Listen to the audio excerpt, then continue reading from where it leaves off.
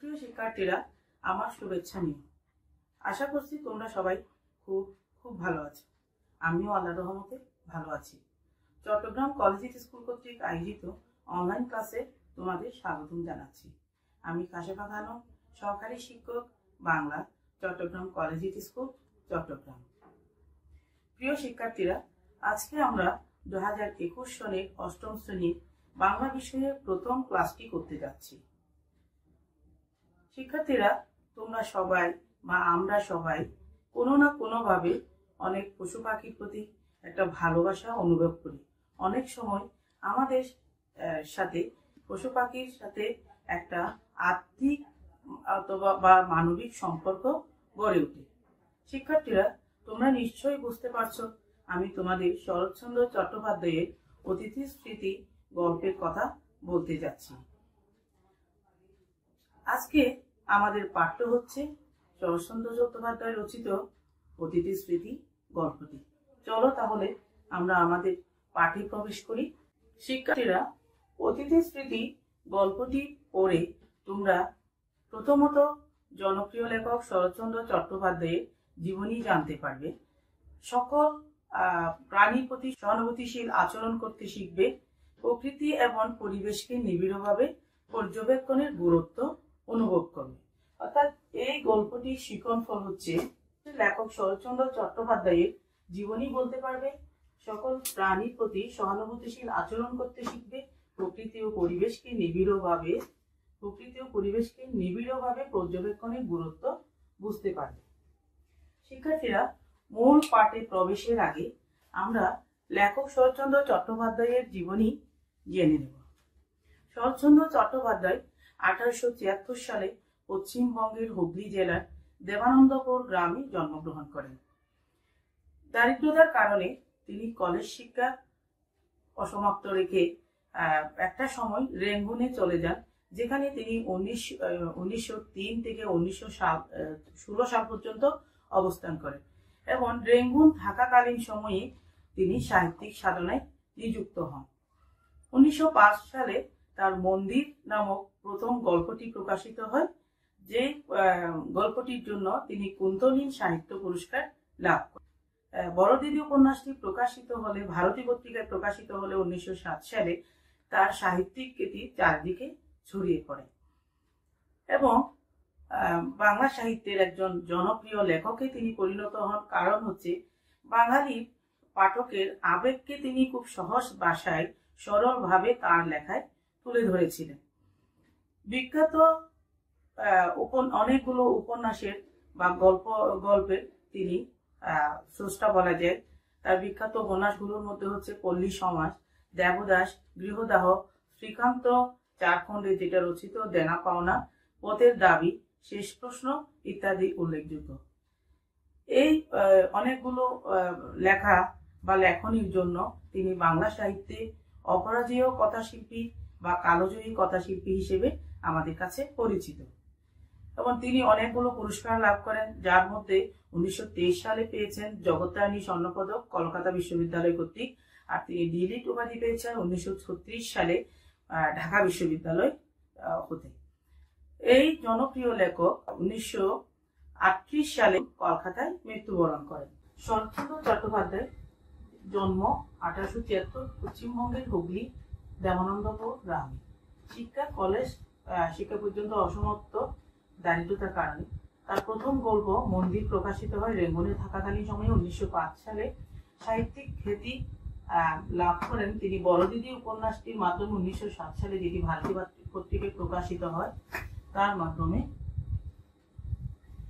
তার বিখ্যাত উপন্যাসগুলোর মধ্যে উল্লেখযোগ্য হচ্ছে পল্লী সমাজ, দেবদাস, গৃহদাহ, শ্রীকান্ত চারখণ্ডে যেটা লিখিত,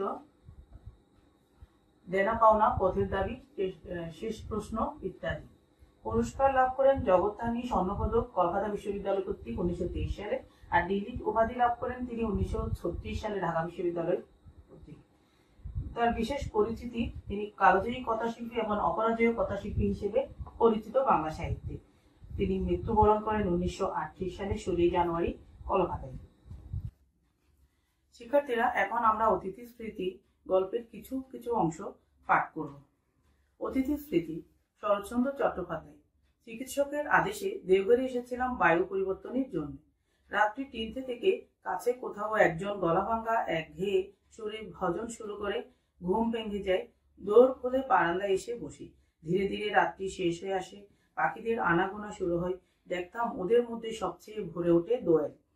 অন্ধকার শেষ না হতে তাদের গান আরম্ভ হয়। তারপরে একটি দুটি করে আসতে থাকে বুলবুলি, সীমা, শালিক, টুনটুনি, পাশের বাড়ির আম গাছে, এ বাড়ির বকুল কুঞ্জে, পথের ধারের অশ্বত্থ গাছের মাথায়। সকলকে চোখে দেখতে পেতাম না, কিন্তু প্রতিদিন ডাক শোনার অভ্যাসে মনে হতো যেন ওদের প্রত্যেককেই চেনি। হলদে রঙের একজোড়া বেনে বউ পাখি একটু দেরি করে আসতো। প্রাচীরের ধারের ইউক্যালিপটাস গাছের সবচেয়ে উঁচু ঢালটায় বসে তারা প্রত্যহ হাতিরা হেঁকে যেত। হঠাৎ কি জানি কেন দিন 2 এলো না দেখে ব্যস্ত হয়ে উঠলাম। কেউ ধরলে না তো? এদেশে বেদের অভাব নেই। পাখি চালান দেওয়াই তাদের ব্যবসা। কিন্তু 3 দিনের দিন আবার দুটিকে ফিরে আসতে দেখে মনে হলো যেন সত্যিকার একটি ভাবনা গুছিয়ে গেল। বুঝতাম এরা বেরিবেরির আসামি। ফোলা পায়ে লজ্জা ঢাকতে বেচারাদের কত না যত্ন। মোজা পরার দিন নয়, গরম পড়েছে, তবু দেখি কারো পায়ে আট করে মোজা পরা। কেউ বা দেখলাম মাটি পর্যন্ত লুটিয়ে কাপড় পরেছে। সেটা পথ চলায় বিঘ্ন, তবু কৌতূহলী লোকচক্ষু থেকে তারা বিকৃতিটা আড়াল রাখতে চায়। গেট খুলে দিয়ে ডাকলাম, ভেতরে আয়, আজ তুই আমার অতিথি। সে বাইরে দাঁড়িয়ে লেজ নাড়তে লাগলো। কিছুতে ভেতরে ঢোকার ভরসা পেল না। রাতে চাকর এসে জানালো সেই কুকুরটা এসে আজ বাইরের বারান্দার নিচে উঠানে বসে আছে। বামন ঠাকুরকে ডেকে বলে দিলাম, ও আমার অতিথি, ওকে পেট ভরে খেতে দিও। আমি জানতাম প্রত্যহ খাবার তো অনেক ফেলা যায়, এতে কারো আপত্তি হবে না, কিন্তু আপত্তি ছিল, এবং অত্যন্ত গুরুতর আপত্তি। আমাদের বাড়তি খাবারের যে প্রবল অংশীদার ছিল এই বাগানের মালিনী, এ আমি জানতাম না। শরীর সারল না। দেওঘর থেকে বিদায় নেবার দিন এসে পড়ল। তবু দিন 2 দেরি করলাম নানা ছলে। আজ সকাল থেকে জিনিস বাঁধাবাঁধি শুরু হলো। দুপুরে ট্রেন। গেটের বাইরে সারসার গাড়ি এসে দাঁড়ালো। মালপত্র বোঝাই দেওয়া চলল। অতিথি মহাব্যস্ত কুলিদের সঙ্গে ক্রমাগত ছুটোছুটি করে খবরদারি করতে লাগলো কোথাও যেন কিছু খোয়া না যায়। তার উৎসাহই যেন সবচেয়ে বেশি। গরম বাতাসে ধুলো উড়িয়ে সামনেটা আচ্ছন্ন করেছে। যাবার আগে তারই মধ্য দিয়ে ঝাপসা দেখতে পেলাম স্টেশনের ফটকের বাইরে দাঁড়িয়ে একদৃষ্টি চেয়ে আছে আমার অতিথি। ট্রেন ছেড়ে দিলে বাড়ি ফিরে যাবার আগ্রহ মনের মধ্যে কোথাও খুঁজে পেলাম না। চলো শিক্ষার্থীরা, এখন আমরা অতিথি স্মৃতি গল্পের শব্দ এবং শব্দের অর্থগুলো জেনে নেব। ভজন, ঈশ্বর বা দেবদেবীর স্তুতি বা প্রার্থনামূলক গান। কুঞ্জ, উপবন, লতা পাতায় আচ্ছাদিত বৃত্তাকার স্থানকে কুঞ্জ বলা হয়। পাণ্ডু, পাণ্ডু শব্দটির অর্থ হচ্ছে ফ্যাকাশে। মালি, বাগানের কাজে নিযুক্ত ব্যক্তি। মালিনী, মালির স্ত্রী। শিক্ষার্থীরা, এখন আমরা গল্পটির মূল বিষয়বস্তু নিয়ে আলোচনা করব। অতিথি স্মৃতি গল্পটি মূলত শরৎচন্দ্র চট্টোপাধ্যায়ের দেওঘরের স্মৃতি নামে গল্পটিকে সামান্য পরিমার্জনা বা পরিবর্তন করে অতিথি স্মৃতি নামে তোমাদের পাঠ্য বইয়ে সংকলন করা হয়েছে। এই গল্পে আমরা প্রধানত দেখতে পাই, বা গল্পের মূল বিষয়বস্তুটি হচ্ছে একটা মানবেতর প্রাণীর সঙ্গে লেখকের যে সম্পর্ক, সেটাই লেখক এখানে ফুটিয়ে তুলেছেন। কিন্তু এইটা তুলে ধরতে গিয়ে লেখক এখানে 3টা পর্যায়ে গল্পটিকে ভাগ করে দেখিয়েছেন। প্রথমত হচ্ছে লেখক দেওঘরে যান এবং দেওঘরে তিনি যে সকাল সন্ধ্যা বিকালটা কাটিয়েছেন সেই সময়টার বর্ণনা দিয়েছেন, অর্থাৎ সেই সময়ে সেই দেওঘরের পরিবেশটা কেমন ছিল সেটার বর্ণনা তিনি দিয়েছেন। এবং সেই দেওঘরের সময় কাটাতে গিয়ে যে কুকুরটির সাথে, যেটাকে তিনি অতিথি হিসেবে আমাদের সামনে পরিচয় করিয়ে দেন, এই কুকুরটির সাথে তার কিভাবে একটা মানবিক সম্পর্ক বা বন্ধুত্বপূর্ণ সম্পর্ক গড়ে ওঠে সেটা তিনি দেখিয়েছেন। এবং এই সম্পর্কটি গড়ে উঠতে গিয়ে যে তার আশেপাশের অন্যান্য মানুষগুলোর সাথে তার যে বিরূপ, তার প্রতি যে বিরূপ মনোভাব বা খারাপ আচরণ, অর্থাৎ প্রতিকূল পরিবেশটাকেও তিনি এখানে তুলে ধরেছেন। শেষ পর্যন্ত তিনি তার সাথে একটা প্রাণীর যে আর্থিক সম্পর্ক গড়ে ওঠে সেটা কিন্তু তিনি খুব সুন্দরভাবে ফুটিয়ে তোলেন। লেখক দেওঘরে গিয়েছিলেন চিকিৎসকের পরামর্শে বায়ু পরিবর্তনের জন্য, অর্থাৎ তার যখন শরীর খারাপ হয় সেই জন্য তিনি দেওঘরে যান। এবং সেখানে গিয়ে তিনি প্রথমত দেখতে পান রাত 3টায়, অর্থাৎ তিনি যে বাড়িতে উঠেন সেখানে রাত 3টের পরে অনেক দূর থেকে একটা ভজনের একজন লোক ভজন শুরু করে, অর্থাৎ বেসুরো সুরে ভজন শুরু করলে তার ঘুম ভেঙে যায়। এবং সেই ঘুম ভাঙার পর তার আর রাতে ঘুম আসে না, আস্তে আস্তে রাত শেষ হয়ে যায়। এবং সকাল শুরু হতে না হতে তিনি তার বাড়ির বাগানে, অর্থাৎ তিনি যে বাড়িতে উঠেছিলেন সেই বাগানের বিভিন্ন গাছে, বাড়ির পাশের বাড়ির বাগানে অথবা বাড়ির বাইরে যে রাস্তার ধার সেই ধারে গাছগুলোতে বিভিন্ন পাখির আনাগোনা তিনি দেখতে পেতেন। অর্থাৎ সেখানে তিনি দোয়েল পাখিকে এসে বসতে দেখতেন। তার অন্যান্য পাখিদের মধ্যে সেমা, শালিক, বুলবুলি ইত্যাদি পাখি তিনি এই গাছের চূড়ায় বসতে দেখতেন। বিশেষ করে একটা একজোড়া হলদে বেনেবো পাখিকে তিনি প্রত্যেক দিন দেখতেন প্রাচীরের ধারে উঁচু ইউক্যালিপটাস গাছের সবচেয়ে উঁচু ঢালে যারা এসে বসতো প্রত্যেক দিন। কিন্তু পরপর 2 দিন এই দুটি পাখি না আসার কারণে তিনি চিন্তায় পড়ে গিয়েছিলেন। কারণ হচ্ছে আমাদের দেশে বেদ, অর্থাৎ যারা পাখি চালান করে তাদের কিন্তু অভাব ছিল না, যারা টাকার বিনিময়ে এরকম পাখিগুলো ধরে বিক্রি করে দিত। সেই জন্য লেখক অনেকটা চিন্তায় পড়ে গিয়েছিলেন।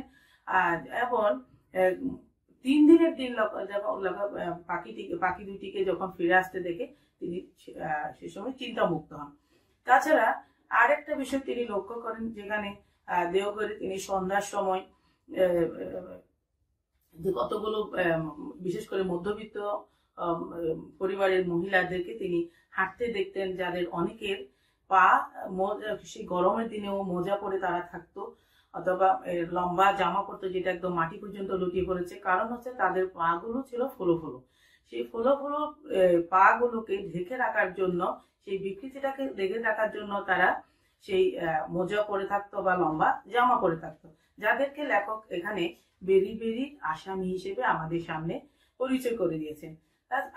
এছাড়াও বিকেল বেলায় বাদগ্রস্ত ব্যক্তিরা, পুরুষরা হাঁটতে যেত এবং তাদের একটা তারা ছিল সন্ধ্যার পূর্বে তারা যেন বাড়ি ফিরে আসে। এরকম একদিন বিকাল বেলায় লেখক বেড়াতে বের হয়ে ফিরে আসার সময় সন্ধ্যার গনিয়ে আসতে তিনি যখন বাড়িতে ফিরে আসেন তখন তিনি দেখতে পান তার পেছন পেছন একটা কুকুর যে আসছে। তাকে দেখেই পেছন ফিরে কুকুরটিকে দেখেই লেখক কুকুরটিকে জিজ্ঞেস করে, কি আমার সঙ্গে যাবি? হ্যাঁ, কুকুরটি লেজ নেড়ে তাকে জবাব দেয়, যেটা লেখক মনে করেন হ্যাঁ সে নিশ্চয়ই মানে লেখকের সাথে তার বাড়িতে যেতে আগ্রহী। এবং শেষ পর্যন্ত লেখকের সাথে সে কিন্তু বাড়ির গেট পর্যন্ত কুকুরটি আসে এবং গাড়ির গেটে ঢুকে কুকুরটিকে লেখক ডাকে যে আয় ভেতরে আয়, কিন্তু কুকুরটি ইতস্তত অবস্থায় পড়ে যায়। অর্থাৎ বাড়ির ভিতরের পরিবেশ সম্পর্কে তার জানা ছিল না বলে সে প্রথম দিন কিন্তু কুকুরটি বাড়িতে ঢুকেনি। এবং না ঢুকলেও লেখক কিন্তু বাড়ির অন্যান্য চাকরদের বা অন্যান্য মানুষদেরকে বলে দেন গেটটি খোলা রাখতে, যদি কুকুরটি ভেতরে ঢোকে তাকে তাহলে পেট ভরে খেতে দিতে। এবং কুকুরটিকে লেখক তার অতিথি হিসেবে বাড়ির লোকদেরকে পরিচয় করিয়ে দেয়। প্রথম দিন কুকুরটি বাড়িতে না ঢুকলেও পরবর্তীতে কুকুরটি বা লেখকের অতিথি আস্তে আস্তে ওই বাড়ির ভেতরে প্রবেশ করে বাড়ির বারান্দায় যায় এবং লেখকের ঘরের সামনে দরজায় গিয়েও কিন্তু আমরা কুকুরটিকে বা অতিথিকে বসে থাকতে দেখি। এবং যে কুকুরটিকে খাবার লেখক দিতে বলেন, কারণ লেখকের একটা ধারণা ছিল যে প্রত্যেক দিন প্রায় অনেকগুলো খাবার বেঁচে যায় যেগুলো ফেলে দেওয়া হয়, সেই খাবারগুলো তার অতিথিকে খাওয়ালে তাতে কোনো সমস্যা হবে না। কিন্তু তাতে সমস্যা ছিল এক জায়গায়, যে মালির বউ সে কিন্তু এই বেঁচে যাওয়া খাবারগুলো সে তার বাড়িতে নিয়ে যেত। এই জন্য কুকুরটিকে খাওয়ানোটা মালির বউয়ের পছন্দ হয়নি বলে মালির বউ কুকুরটিকে মারধর করে খাবার না দিয়ে তাড়িয়ে দিত। সে কিন্তু তারপরও প্রত্যেক দিনই কুকুরটি লেখকের সাথে বেড়াতে যাওয়ার জন্য নির্দিষ্ট সময়ে বাড়ির বাইরে এসে পথের ধারে অপেক্ষা করত। এভাবে আস্তে আস্তে লেখকের সাথে তার একটা হৃদ্যতাপূর্ণ সম্পর্ক, একটা বন্ধুত্বপূর্ণ সম্পর্ক বা মানবিক সম্পর্ক, যেটাই বলি না কেন, অর্থাৎ তার একটি সুন্দর সম্পর্ক লেখকের সাথে কুকুরটির তৈরি হয়। যে কারণে দেওঘর থেকে বাড়ি ফিরে আসার সময় হলেও লেখক বিভিন্ন অজুহাতে দেওঘরে আরো 2 দিন থেকে গিয়েছিলেন। কারণ হচ্ছে লেখক কুকুরটিকে ছেড়ে আসতে চাইছিলেন না, অর্থাৎ তার মনে কুকুরটিকে ছেড়ে আসতে কষ্ট হচ্ছিল। এবং যেদিন চলে আসেন সেদিন দেখেন স্টেশনের বাইরে ঝাপসা চোখে কুকুরটি তার ছেড়ে দেওয়া ট্রেনের দিকে তাকিয়ে থাকে, এবং যেটা দেখে লেখকেরও চোখে জল চলে আসে। এবং লেখকটি যে এতদিন পরে তার নিজের বাড়িতে ফিরতে, যে বাড়ি ফেরার যে একটা আনন্দ, সেটা কিন্তু লেখক অনুভব করতে পারেনি। শুধু লেখক এই মানবতর প্রাণীটির প্রতি মানবতর প্রাণীটির জন্য খারাপ লাগার কারণে। সুপ্রিয় শিক্ষার্থীরা, এই ছিল মূলত গল্পটির মূল বিষয়বস্তু। এখন চলো আমরা কিছু শ্রেণীর কাজ করব জ্ঞানমূলক এবং অনুধাবনমূলক প্রশ্নের মাধ্যমে। শরৎচন্দ্র দেওঘরে কেন গিয়েছিলেন? উত্তর, বায়ু পরিবর্তনের জন্য। বেনেবো পাখি দুটি কোন গাছের চূড়ায় বসত? ইউক্যালিপটাস গাছ। 3 নম্বর প্রশ্ন, লেখকের সত্যিকার একটি ভাবনা গুছে গেল কেন? ভাবনা গুছে গেল কেন? লেখকের সত্যিকার একটি ভাবনা গুছে গেল কেন? লেখক প্রতিদিন প্রাচীরের ধারে ইউক্যালিপটাস গাছে একজোড়া হলদে বেনেবো পাখিকে আসতে দেখত, যেটা যে পাখি দুটি 2 দিন পর পর না আসার কারণে লেখকের মনে হলো এই পাখি দুটি চালান হয়ে গেছে ব্যাধির কারণে। অর্থাৎ যারা পাখি চালান করে টাকার বিনিময়ে, এদেশে সেরকম ব্যাধির কোনো কিন্তু অভাব ছিল না, তাই জন্য তার খুব চিন্তা হচ্ছিল পাখি দুটির জন্য। কিন্তু 3 দিনের দিন পাখি দুটি পুনরায় ফিরে আসায় লেখকের সত্যিকার ভাবনা গুছে গেল। 4 নম্বর প্রশ্ন হচ্ছে, লোকেরা কখন ঘরে ফিরত? ব্যাধিগ্রস্ত লোকেরা কখন বাড়ি ফিরত?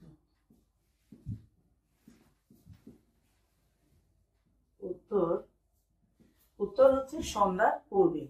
আর 5 নম্বর প্রশ্ন, লেখক দেওঘর থেকে বিদায় নিতে নানা অজুহাতে 2 দিন দেরি করলো কেন? 5 নম্বর প্রশ্ন,